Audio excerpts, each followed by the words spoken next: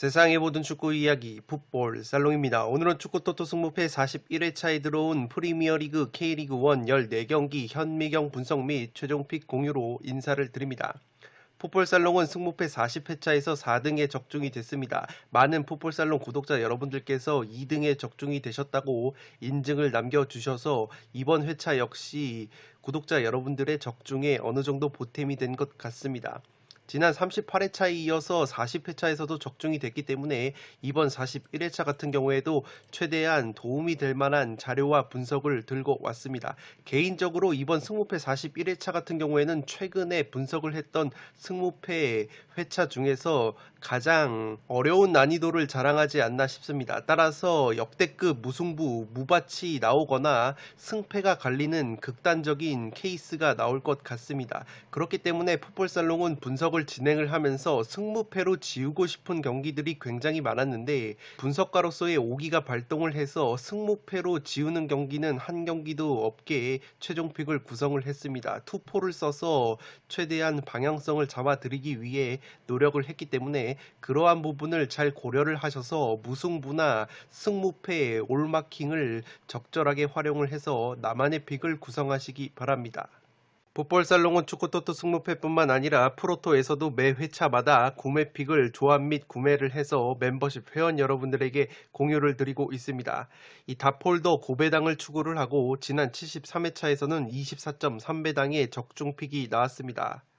이 가장 최근에도 챔피언스리그 경기들을 포함을 해서 50.6배당, 60.8배당, 그리고 MLS 경기들까지 끼워 넣어서 41.5배당이라는 고배당 적중픽이 나왔습니다.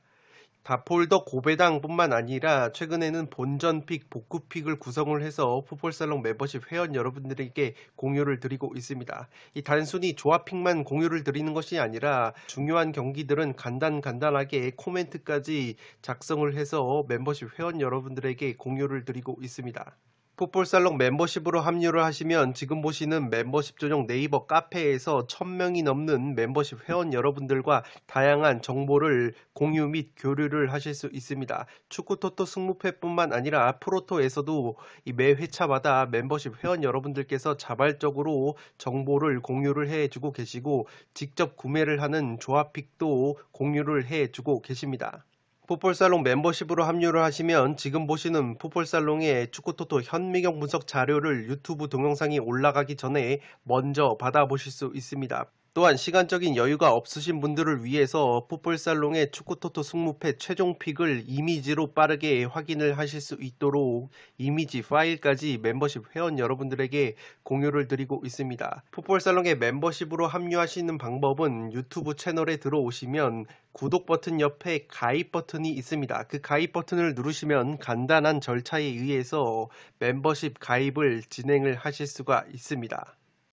승무패 41회차 현미경 분석 1부 첫 번째 경기는 울산과 광주의 경기인데 승무 투폴로 가보도록 하겠습니다.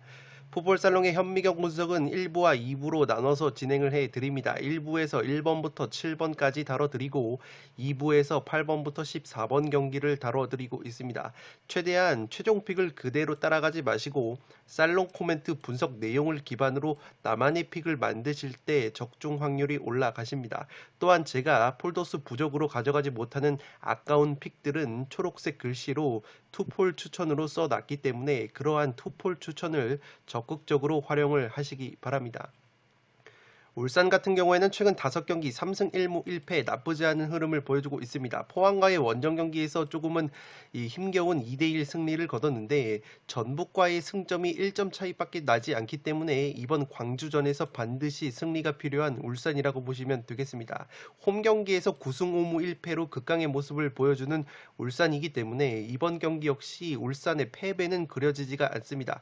광주와의 상대전적 역시 5승 5무로 압도적인 우위를 보이고 있고 올 시즌 두 차례 맞대결에서는 2승을 거두고 있습니다. 이 불안한 점은 수비형 미드필더 원두재 선수가 퇴장 징계로 결장을 하고 김기희, 김태환이라는 핵심 수비수들이 경고 누적으로 이 결장을 하기 때문에 수비 쪽의 전력 누수가 굉장히 심합니다. 또한 이청용 선수가 부상으로 지난 포항전에서 결장을 했기 때문에 이번 경기 역시 나서지 못한다면 공격 전개에 있어서 단조로운 패턴이 반복이 될 가능성이 높아 보입니다. 최근 울산이 리그 9경기에서 전북전을 빼고 모두 실점을 하고 있기 때문에 이 수비 쪽의 전력 누수가 심한 만큼 최근에 기세가 좋은 광주를 상대로도 실점을 할 가능성이 있지 않나 싶습니다. 광주 역시 5경기에서 2승 2무 1패로 나쁘지 않은 흐름을 보여주고 있습니다. 특히 직전 전북과의 홈경기에서 1대2 한 골차 패배를 당했는데 이 경기 막판에 윤평국 골키퍼가 치명적인 미스로 결승골을 헌납을 했기 때문에 아쉬운 패배가 됐습니다.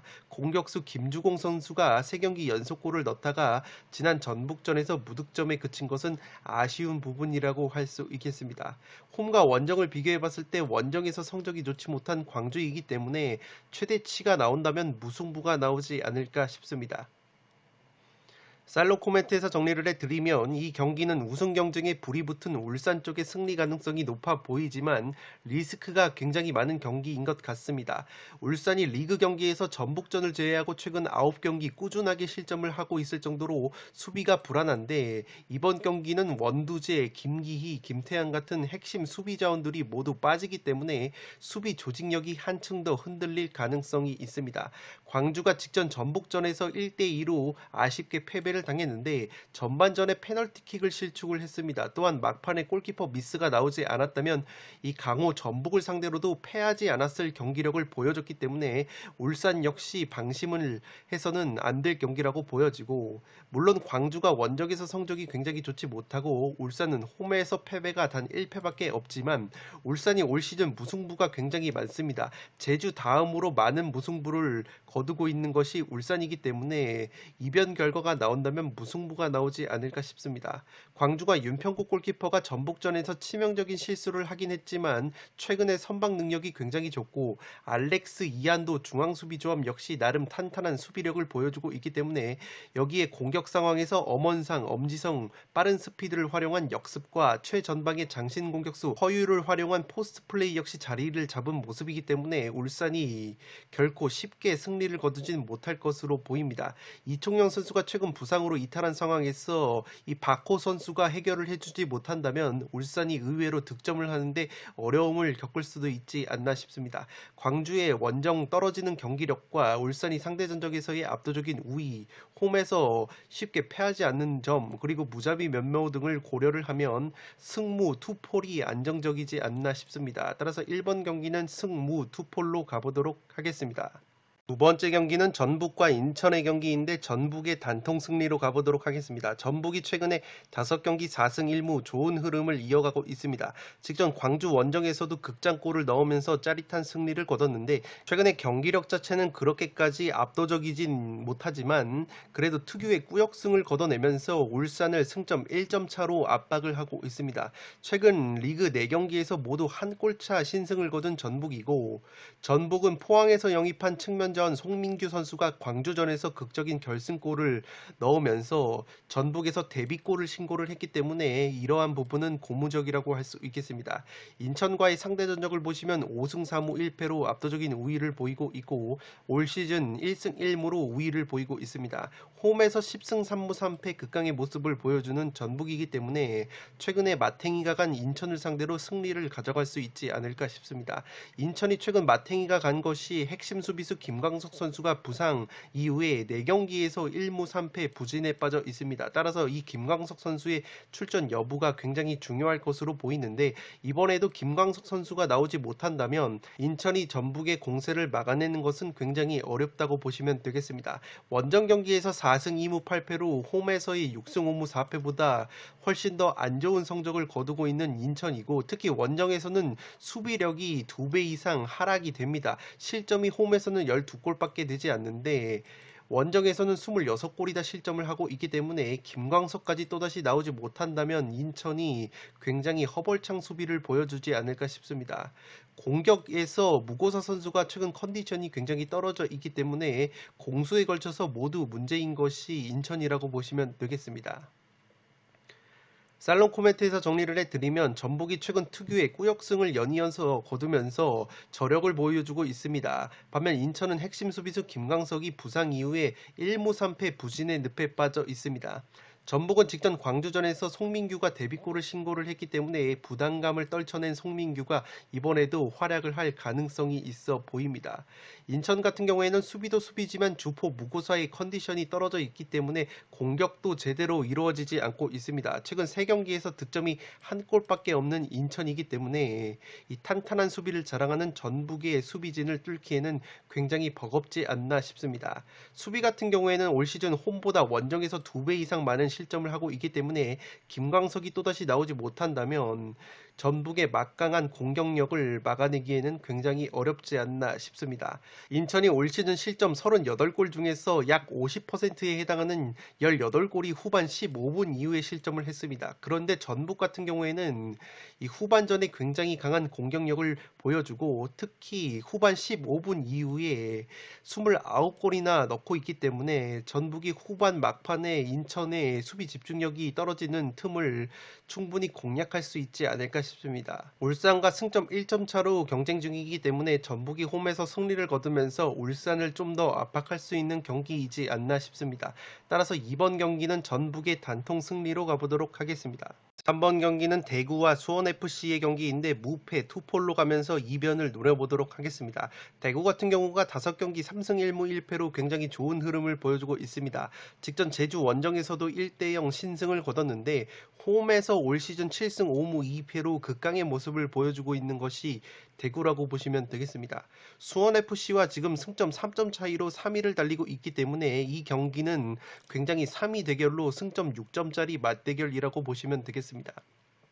다만 우려스러운 것은 수원보다 체력적인 열세가 우려가 됩니다. 아시아 챔피언스 리그와 더불어서 제주 원정까지 갔다 온 대구이기 때문에 충분히 체력적인 열세가 우려가 되고 특히 핵심 공격 자원인 세징야 선수가 제주전에서 이 햄스트링 부위를 만지면서 경기를 소화하는 모습이 포착이 됐기 때문에 이 세징야 선수가 어느 정도의 컨디션을 보여줄 수 있을지가 굉장히 관건이라고 보시면 되겠습니다. 또한 대구 같은 경우에는 핵심 수비수 정태욱 선수가 부상 중이고 미드필더 박한빈과 이용래 선수가 징계로 결장을 합니다. 박한빈 선수가 이 3백 수비로 요즘 땜빵으로 나왔었는데 박한빈 선수마저 나오지 못한다면 정태욱까지 나오지 못한다는 가정하에 대구가 자랑하는 탄탄한 3백 수비가 흔들릴 여지가 있어 보입니다. 다행인 것은 에드가 선수가 최근 4경기 연속골을 넣어주면서 세징야 선수와 더불어서 컨디션이 굉장히 좋기 때문에 에드가 세징야 공격 원투펀치의 활약을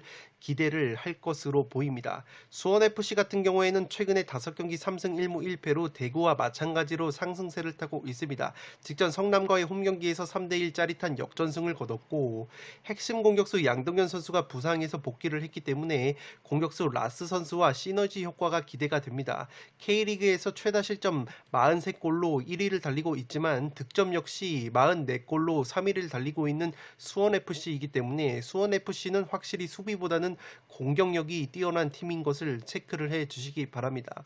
최근 K리그에서 3백을 사용하는 팀을 상대로 4승 1무 좋은 성적을 거두고 있습니다. 성남, 강원, 수원, 삼성, 제주, 인천을 상대로 모두 승점을 쓸어 담았던 수원FC이기 때문에 마찬가지로 3백을 사용하는 대구를 상대로도 좋은 경기력을 보여줄 수 있지 않을까 싶습니다. 살롱 코멘트에서 정리를 해드리면 대구가 체력적인 누적 피로와 주축자원 부상 및 결장으로 힘든 경기를 하지 않을까 싶습니다. 먼저 지난 제주전에서 1대0 승리를 거둔 대구이지만 핵심 공격자원 세징야 선수가 햄스트링 부위에 불편함을 느끼면서 경기를 소화를 했기 때문에 이번 수원FC전에서 어느 정도의 컨디션을 보여줄 수 있을지가 관건이라고 보시면 되겠습니다. 대구가 에드가 선수가 최근 연속골을 넣으면서 이 기대 이상의 활약을 보여주고 있는데 에드가 선수가 자랑하는 제공권과 힘 있는 플레이가 수원FC 3백 수비를 상대로도 먹힐 수 있을지 의문이라고 보시면 되겠습니다. 수원FC 같은 경우에는 잭슨을 필두로 3백 수비가 굉장히 조직적으로 이루어지고 있고 3백 수비들이 모두 힘이 좋기 때문에 에드가가 자랑하는 포스트 플레이가 어느 정도 먹힐지 의문이라고 보시면 되겠습니다. 물론 대구가 올 시즌 홈에서 7승 5무 2패 좋은 성적을 보여주고 있고 올 시즌 수원을 상대로 1승 1무 우위인 것은 고무적이라고 할 수 있겠지만 수원 역시 직전 경기에서 성남에 3대1 역전승을 거둔 기세와 더불어서 핵심 공격자원 양동현이 부상에서 돌아온 것이 굉장히 크다고 보여집니다. 양동현 선수가 들어오면 최근 골 결정력이 무뎌진 라스 선수와 이 투톱으로 서면서 시너지가 살아날 수 있기 때문에 수원이 한층 더 강력한 공격력을 발휘할 수 있지 않을까 싶습니다. 최근에 수원이 3백 수비를 사용하는 팀들을 상대로 좋은 성적을 거두고 있다는 점도 3백 수비 쪽에 부상자가 많은 대구를 상대로 해볼 만한 요소이지 않나 싶습니다. 대구의 홈에서의 저력을 고려하면 무승부를 바치면서 과감하게 수원FC 사이드를 노려볼 수 있는 경기이지 않나 싶습니다. 따라서 3번 경기는 무패 투폴로 가보도록 하겠습니다. 이번 경기는 첼시와 맨시티의 빅매치인데 과감하게 첼시의 단통 승리로 가보도록 하겠습니다. 투폴 추천으로는 승패를 추천드리도록 하겠습니다. 첼시 같은 경우가 최근 5경기 4승 1무 상승세를 타고 있습니다. 직전 아스톤빌라와의 리그컵 경기에서는 주전자원들을 대거 빼고 승부차기 끝에 승리를 거둔 만큼 주전자원들의 체력 안배가 되어 있는 상황입니다. 이 투엘 감독이 부임한 이후에 맨시티를 상대로 3전 전승을 거두고 있는 첼시이기 때문에 굉장히 자신감이 한껏 끌어올라가 있을 것 같습니다. 맨시티 같은 경우에도 최근 5경기 4승 1무 상승세를 타고 있습니다. 직전 3부 리그 위컴과의 리그컵 홈경기에서 6대1 대승을 거뒀는데 핵심 공격자원인 마레즈, 토레스, 포든, 데브라이너 같은 선수들이 모두 골맛을 봤습니다. 그런데 과르디올라 감독이 이러한 핵심 공격자원들을 굉장히 많은 출전 시간을 소화하게 했기 때문에 첼시보다는 체력적인 면에서 맨시티가 조금은 열세이지 않나 싶습니다. 올 시즌 프리미어리그 원정 경기에서 1승 1패의 부진한 모습을 보여주고 있고 특히 직전 리그 경기에서는 사우스햄튼과의 홈 경기에서 0대0 무승부에 그친 맨시티이기 때문에 첼시를 넘어서기에는 굉장히 버겁지 않나 싶습니다. 또한 핵심 수비수인 스톤스와 라포르트가 부상으로 인해서 출전이 불투명하고 미드필더 귄도안 선수 역시 부상으로 출전이 불투명하기 때문에 전력 누수 역시 첼시보다 큰 것이 맨시티라고 보시면 되겠습니다. 살롱 코멘트에서 정리를 해드리면 이 경기는 구조적으로 첼시가 좀 더 유리해 보이는 경기입니다. 맨시티에게도 충분히 기회가 있지만 저는 폴더스를 아끼면서 첼시의 단통 승리로 가보도록 하겠습니다. 첼시가 투엘 감독 체제에서 과르디올라 감독의 맨시티를 상대로 3전 전승을 거두고 있습니다. 지난 챔피언스리그 결승전에서 맨시티가 첼시를 상대로 무리하게 압박을 걸었다가 첼시의 효율적인 롱볼과 역습 공격에 당하면서 0대1로 패한 바가 있습니다. 맨시티의 과르디올라 감독 스타일이 자신의 전술을 잘 변경하지 않는다는 점에서 이번에도 첼시를 상대로 무리해서 압박을 건다면 최전방에 공격수 루카쿠까지 합류한 첼시의 역습에 또다시 당할 가능성이 있어 보입니다. 루카쿠 같은 경우에는 빠른 속도도 있지만 롱볼을 받아주고 세컨볼을 연계해줄 수 있는 포스트 플레이 능력이 있기 때문에 첼시의 역습 위력이 지난 챔피언스리그 결승전보다 훨씬 더 배가 될 수 있을 것 같습니다. 맨시티 같은 경우에는 노장 선수인 페르난지뉴 선수가 혼자 뽀백 앞에서 수비를 보호할 것으로 보이는데 페르난지뉴 선수의 연령과 기동력을 고려를 하면 첼시의 젊고 싱싱한 중원 자원들의 속도를 혼자서 커버하기엔 무리라고 보여집니다. 다만 맨시티가 영입생 잭 그릴리시가 합류를 했기 때문에 이전 맞대결보다는 왼쪽 측면에서 보다 공격적인 경우의 수가 다양해진 점은 고무적이라고 할 수 있겠습니다. 또한 과르디올라 감독이 원체 이 전략가 지략가다운 면모를 보여주기 때문에 이 과르디올라 감독이 그릴리시를 필두로 첼시를 잡기 위한 맞춤 전술을 들고 나올 것으로 보입니다. 그러한 맞춤 전술이 먹힌다면 맨시티가 의외로 승리를 가져갈 가능성이 가능성도 있어 보이는데, 다만 우려스러운 것은 과르디올라 감독이 원체 지략가이다 보니까 이러한 큰 경기에서는 굉장히 획기적인 전술을 들고 나와서 무리수가 되면서 경기를 그르치는 경기 양상이 상당히 많습니다. 따라서 이번에도 너무나 획기적인 전술을 들고 나오다가 첼시의 단단함에 무너지는 그림도 그려지기 때문에 4번 경기는 첼시의 단통 승리로 가는데 투폴 추천으로는 승패로 추천을 드리도록 하겠습니다. 5번 경기는 맨유와 에스턴 빌라의 경기인데 맨유의 단통 승리로 가보도록 하겠습니다. 맨유 같은 경우가 5경기 3승 2패의 흐름을 보여주고 있는데, 직전 웨스트햄과의 리그컵 홈 경기에서는 주축 자원들을 대거 뺐기 때문에 0대1로 패배를 당했습니다. 그만큼 이번 아스톤 빌라와의 리그 경기에 초점을 맞추고 있다고 보시면 되겠고, 레시포드, 카바니 외에 이렇다 할 부상 자원이 없기 때문에 최근 날이선 골 결정력을 보여주고 있는 호날두 선수를 필두로 홈에서 좋은 경기를 할 수 있지 않을까 싶습니다. 빌라와의 상대 전적을 보시면 4승 1무 1패로 지난 시즌에도 2승을 거둔 만큼 굉장히 우위를 보이고 있다는 점도 체크를 해 주시기 바랍니다.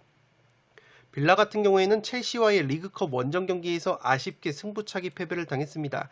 빌라 역시 대대적인 로테이션을 가동을 했기 때문에 주전 자원들의 체력이 안배가 되어 있습니다.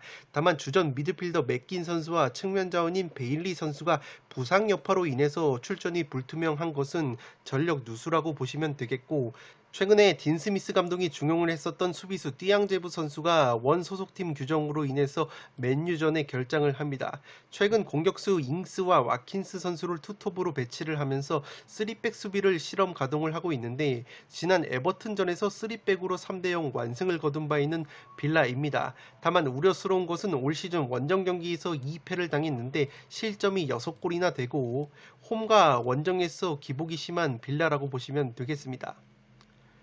살롱 코멘트에서 정리를 해드리면 맨유는 리그 경기를 위해서 직전 리그컵 경기에서 대대적인 로테이션을 가동을 했습니다. 호날두를 비롯한 주축 선수들의 체력을 안배한 맨유이고, 빌라 역시 주전들을 대거 빼고 첼시와 리그컵을 치렀기 때문에 체력적인 면은 비슷하다고 보시면 되겠습니다.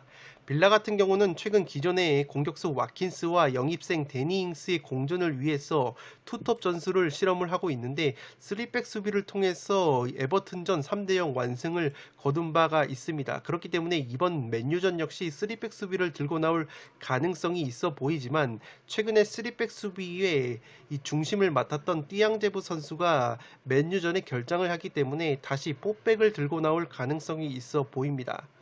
빌라는 맥긴과 베일리 선수가 부상 여파로 출전이 불투명하기 때문에 전력 누수가 조금은 심해 보이고, 딘 스미스 빌라 감독이 4백이 아니라 또다시 어설프게 3백을 들고 나온다면 오히려 중앙 수비와 윙백 사이 하프 스페이스 공간을 맨유의 퀄리티 있는 2선 공격 자원들에게 공략을 당하면서 이 무기력하게 패하는 그림도 그려지지 않나 싶습니다. 빌라가 올 시즌 원정에서 경기력이 좋지 못하고 최근 맨유가 대야 골키퍼가 물오른 선방 능력까지 보여주고 있고, 최전방에는 공격수 호날두 선수가 연속골을 넣으면서 마무리를 해주고 있기 때문에 주축 자원들의 체력 안배가 되어 있는 맨유가 홈구장인 올드 트래포드에서 열렬한 홈팬들의 응원을 등에 업는다면 충분히 승리를 가져갈 수 있는 경기이지 않나 싶습니다. 따라서 5번 경기는 맨유의 단통 승리로 가보도록 하겠습니다. 6번 경기는 에버튼과 노리치 시티의 경기인데 승무 투폴로 가면서 2변을 노려보도록 하겠습니다. 제가 2변을 노리는 이유는 에버튼이 지금 핵심 공격 자원과 수비 자원 쪽에 전력 누수가 굉장히 심합니다. 공격수 칼버트 루인 선수와 히샬리송 선수가 부상으로 이탈을 해 있고, 주전 골키퍼 픽포드 선수 역시 부상 중에 있습니다. 베테랑 측면 수비수인 콜먼 선수 역시 부상 중이기 때문에 공수에 걸쳐서 굉장히 전력 누수가 심한 에버튼이고, 특히 아스톤 빌라와의 경기에서 0대3 완패를 당한 에버튼이고, 직전 2부 리그 QPR전에서도 승부차기 끝에 패배를 당한 에버튼이기 때문에 이 부상 및 결장 자원들의 공백이 상당히 크게 느껴지고 있습니다. 그나마 다행인 것은 영입생 측면 자원인 타운젠드 선수와 공격수 그레이 선수가 최근 절정의 골 감각을 보여주고 있기 때문에 타운젠드와 그레이 선수의 활약을 기대를 걸어야 할 것으로 보입니다. 최근 노리치 시티와의 상대 전적을 보시면 3승 1무 2패로 굉장히 팽팽한데, 2019-20 시즌에 홈 경기에서 노리치에게 0대2로 덜미가 잡힌 바 있는 에버튼입니다. 노리치 시티 같은 경우에는 1부 리그 승격 이후에 프리미어 리그에서 5연패 수렁에 빠져 있습니다. 최악의 행보를 걷고 있는 노리치인데 직전 리버풀과의 리그컵 홈 경기에서도 0대3으로 완패를 당했습니다. 그나마 고무적인 것은 리버풀전에서 3백 전술을 실험 가동을 했습니다. 에버튼전에서도 3백으로 나설 가능성이 있는데 리버풀에게 0대3으로 완패를 당했어도 경기 내용 자체는 나쁘지가 않았습니다. 노리치 역시 리그컵 경기에서 대대적인 로테이션을 가동을 했기 때문에 체력 안배가 어느 정도 되어 있습니다. 살롱 코멘트에서 정리를 해드리면 이 경기는 과감하게 이변을 노려볼 수 있는 경기이지 않나 싶습니다. 우선 에버튼이 공수에 걸쳐 핵심 자원 부상자가 너무 많고 아스톤빌라전에서 부상 공백을 극복하지 못하고 무기력하게 0대3으로 완패를 당한 에버튼입니다. 노리치는 올 시즌 리그 경기에서 5연패로 승리가 없는데 그래도 직전 리그컵 경기에서 강호 리버풀을 상대로 3백 수비를 실험 가동했는데 비록 0대3으로 패했지만 경기 내용 자체는 나쁘지가 않았습니다. 이번에도 노리치가 에버튼 원정에서 작정하고 3백 수비를 펼치면서 내려앉는다면 이 공간을 내주지 않는 상황에서 에버튼 특유의 다이렉트 역습 공격이 살아나지 않을 가능성이 있어 보입니다. 에버튼 같은 경우에는 올 시즌 컨셉이 명확한데 베니테즈 감독 체제에서 유려한 패스 축구보다는 이 수비를 탄탄히 한 다음에 끊어냈을 때 빠르게 한 번, 두 번의 간단한 패스로 빠른 역습을 치는 다이렉트 공격을 하는데 노리치가 작정하고 3백 수비를 펼치면서 엉덩이를 뒤로 뺀다면 그러한 돌격 앞으로 공격이 살아날 수 있는 공간이 나오지 않기 때문에 노리치를 상대로 의외로 어려운 경기를 할 수 있지 않나 싶습니다. 노리치가 올 시즌 고전을 하고 있지만 최전방에 푸키, 라시차, 사전트 같은 한방에 있는 공격 자원이 있기 때문에 노리치에게 의외로 기회가 있는 경기라고 생각이 됩니다. 직전 리그컵 경기에서 에버튼이 주축 자원들을 대부분이 경기를 많은 시간 소화를 했기 때문에 대대적인 로테이션을 가동을 한 노리치가 오히려 체력적인 면에서는 근소하게 우위이지 않나 싶습니다. 지난 2019-20 시즌 노리치가 에버튼 원정을 가서 2대0 승리를 거뒀던 기분 좋은 기억이 있기 때문에 전력 누수가 심한 에버튼을 상대로 노리치가 사고를 칠 가능성이 있어 보입니다. 다만 에버튼에는 타운젠드나 그레이 같은 최근에 만점 활약을 펼치고 있는 영입생들이 있기 때문에 안정적으로는 에버튼의 승리를 가져가면서 투폴로 이변을 노려볼 만한 경기이지 않나 싶습니다. 따라서 6번 경기는 승, 무, 투폴로 가보도록 하겠습니다. 현미경 분석 1부 마지막 경기는 7번 경기로 들어온 리즈와 웨스트햄의 경기입니다. 저는 승패 투폴로 가보도록 하겠고 단통 추천으로는 리즈의 단통 패배를 추천드리도록 하겠습니다. 리즈 같은 경우가 풀럼과의 리그컵 원정 경기에서 승부차기 승리를 거두긴 했는데 지금 프리미어리그 경기에서는 아직까지 승리가 없습니다. 3무 2패의 수렁에 빠져 있는 것이 리즈인데 중앙수비 포지션에서 부상자 및 결장자가 속출하고 있습니다. 요렌테, 코우, 스트라이크 선수가 모두 결장을 하기 때문에 수비 쪽에 전력 누수가 심한 것이 리즈라고 보시면 되겠고 측면 수비수인 아일링 선수 역시 부상으로 출전이 불투명하고 측면 공격 자원인 해리슨 선수 역시 코로나19 양성 여파로 인해서 출전이 불투명합니다. 핵심 공격 자원 하피냐와 벤포트 선수 역시 이 부상 여파에서 자유롭지 못하기 때문에 두 선수 역시 컨디션이 굉장히 떨어져 있다는 것을 체크를 해 주시기 바랍니다.